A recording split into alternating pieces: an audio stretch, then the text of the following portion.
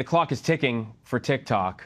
Federal appeals court has upheld a law requiring the social media platform to break ties with its China-based parent company ByteDance or face a nationwide ban across the United States. The company responding to the ruling saying, and we quote, the TikTok ban was conceived and pushed through based upon inaccurate, flawed, and hypothetical information resulting in the outright censorship of the American people. So how do you feel about this? Let's dig into it a little bit with ABC News contributor and SiriusXM radio host Mike Muse. Mike, Phil? how you doing? How you Good to see you here in person. Good to see you in person, man. So you're in this world. Yeah. This is one of the worlds you live in. I'm wondering, what are TikTok creators saying to you? Because there are a lot of people who make their livelihood on this platform. A lot of people, Phil. We're talking 170 million Americans who make a living off of this. Yeah. But Phil, not just making a living, but because they also, too, get their news and source of information from them.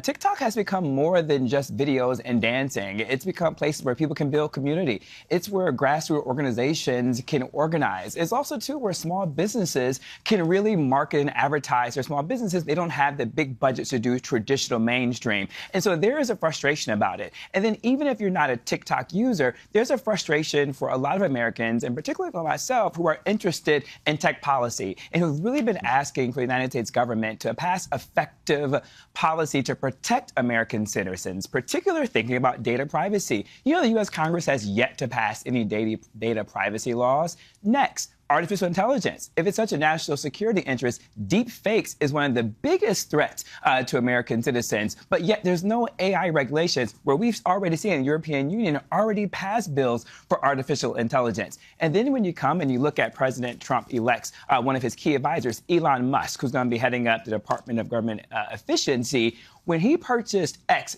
Twitter, now known as X, you know what he did, Phil? He removed the content moderation department, which helps censor and safeguard people on different tech platforms. So the question really remains, Phil, why are they doing this? It's a good question. And you're right, with AI, it's like the wild, wild west out there.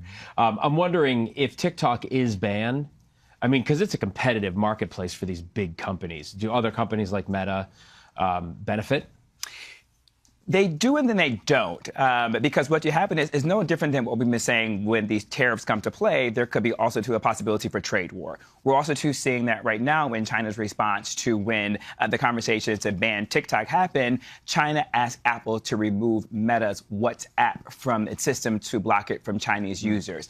The other thing that comes into play is with this law being taken into effect, Apple and Google will be fined civilly if they update and include it in their stores for updates.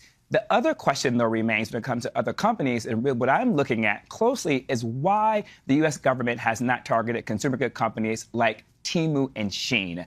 Temu and Shein is a consumer good company, as also to a fast fashion company. Temu actually advertised in this past Super Bowl 4 different commercials, 30-second slots.